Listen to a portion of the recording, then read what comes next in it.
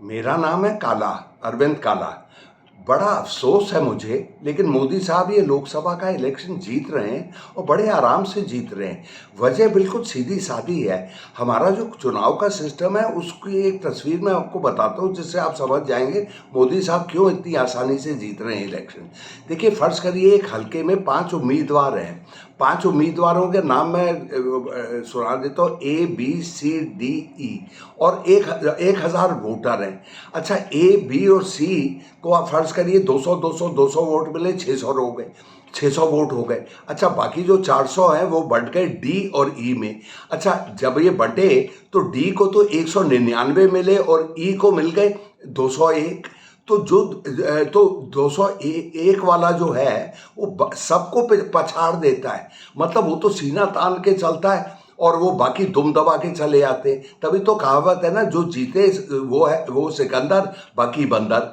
तो मोदी साहब इसी तरह से सिकंदर बने हुए हैं और इसमें उनका हमें गिला शिकवा नहीं होना चाहिए। जैसे प्रशांत किशोर साहब भी एक दफ़ा ये कह रहे थे कि भाई मोदी साहब पिछले इलेक्शन में तो 38% ही उनके वोट आए थे और बाकी 62% ने तो उनके खिलाफ वोट दिया था। उसका मतलब ये था, हवाई किले बना रहा था कि बाकी 62% जो मोदी के खिलाफ है या उनके तरफ उन्होंने वोट नहीं दिया, उनको अगर आप जोड़ दें तो मोदी तो कहीं का नहीं रहेगा, मोदी साहब पिट जाएंगे।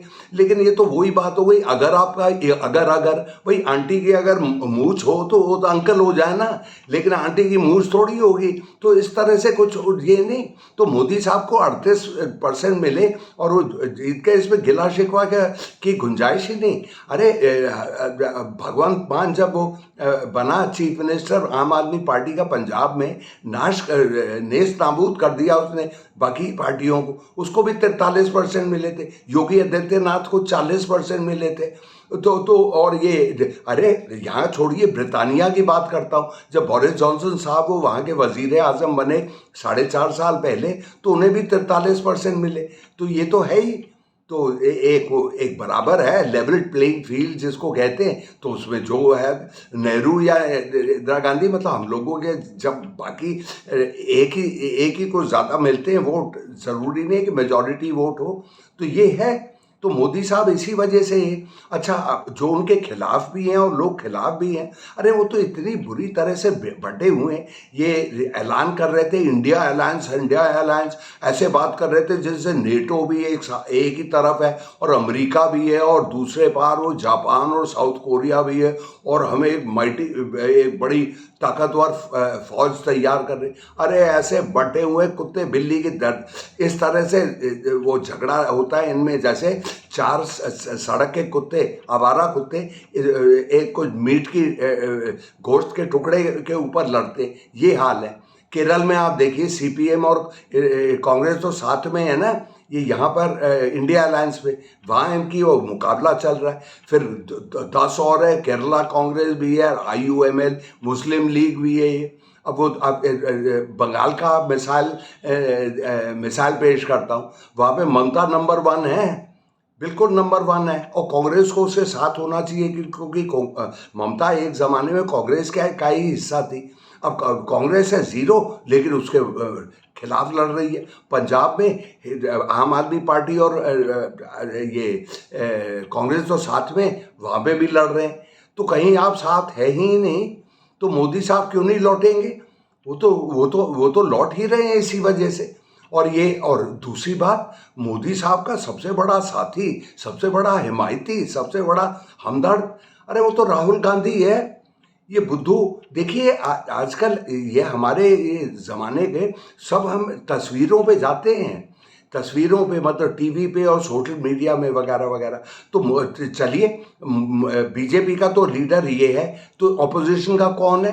कहते हैं बाद में बना लेंगे, ममता भी हो सकती है, डीएमके का स्टालिन भी हो सकता है, ये भी हो सकता है, केजरीवाल भी हो सकता है, फिजूल में।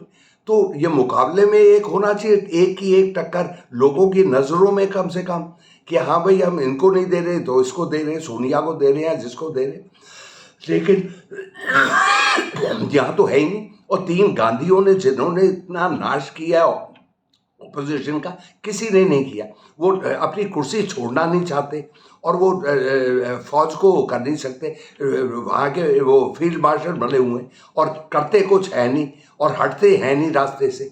तो मोदी साहब के सबसे बड़े साथी तो ये हैं, इनके ये बात है और ये तो है। और राहुल जैसा भाई हम उसको कसूरवार भी नहीं मान सकते, उसका दिमाग है ही नहीं। कभी कभी उसको देख के जब उसकी हम आदमी बात सुनता है तो आदमी ये भी सोचता है कि इसको आता है CAT कैट BAT ABCD आता है या 1 से 100 तक गिनती कर सकता है, उसके दिमाग में कुछ घुसता ही नहीं। देखिए जब आपका बेसिक दिमाग हो तब आप चीज़ें मतलब उस जैसे स्पंज खींच लेता है ना, मतलब चूस लेता है पानी को, उस तरह से हम लोगों का दिमाग होता है। इसका दिमाग है ही नहीं, इसकी बातों से ही जाहिर होता है। तस्वीर पेश आती है तो ये एक नंबर का बुद्धू है। पूरे हिंदुस्तान में मोदी का क्या एक तकिया के कलाम है हर गली में। हाँ यार तू मोदी के खिलाफ है तो किसको वोट देगा? राहुल को। इस तरह से। और जो दूसरी तरफ का होता है उसका मुंह बंद हो जाता है, क्योंकि वो जो राहुल जो ऑपोजिशन को चाहता है वो राहुल की हिमायत कर ही नहीं सकता। तो ये हाल है इनके। और बस ये तो मोदी साहब बिल्कुल आराम से जीत रहे हैं। और एक बात है, मैं इसमें जीत तो रहे हैं लेकिन एक चीज़ है, हिंदुस्तान उनसे बहुत चढ़ रहा है। मोदी साहब का तौर तरीन जो सारा तरीका ऐसा है, उसमें एक इस किस्म की शहनशाही है, एक अकड़ है। भाई हर आदमी ये सोचता है यार तू तो कहता है तू चाय वाला था और आप में इतनी अकड़, इतना इतना गुरूर कि कोई आपके मुकाबले है ही नहीं और आप ऐसे चलते हैं जैसे आपने आप खुदा हैं, मतलब खुदा ऊपर और मोदी साहब नीचे वाले खुदा। तो इसमें अच्छा नहीं लगता। और ये और उनकी अकड़ इससे ही जाहिर होती है कि हर आदमी को जेल कर दो, जिससे ये अरे मेरे जैसे चूतिए को मेरे 40 हमदर्द और साथियों और रिश्तेदारों ने मुझे कहा यार ऐसा ना हो तुझे दे अंदर सेडेशन में कर दे कि ये गद्दार है और चाइना का जासूस है और पाकिस्तान का एजेंट है, ये दलाल है। इस किस्म की वो मुझे बातें होती है, अरे आदमी की फट जाती है यार, सच्ची बात बताऊं तो। इस तरह से ये ऐसा है, ये कोई मोदी साहब को चाहता नहीं लेकिन लौट रहे हैं और बड़े अफसोस की बात है। लेकिन जो जो होता है वो होता है, वो हमें मंजूर होना ही पड़ेगा, ये तो जमहूरियत है। हाँ तो चलिए, मेरी रुखसती का टाइम हो गया। अच्छा जनाब, एक फरमाइश, छोटी सी गुजारिश है। आपके दोस्त हैं, ऑफिस के साथी हैं, ससुराल वाले हैं, साली है, साला है, बहनोई है, वकील है, पड़ोसी हैं, चलते फिरते लोग हैं, सबको दिखाइए ये मेरा वीडियो। और तो चलिए और सब्सक्राइब करिए मेरे चैनल को। अच्छा साहब, मेरे खिसकने का टाइम हो गया तो आपसे इजाज़त लेता हूँ। खुदा हाफिज़।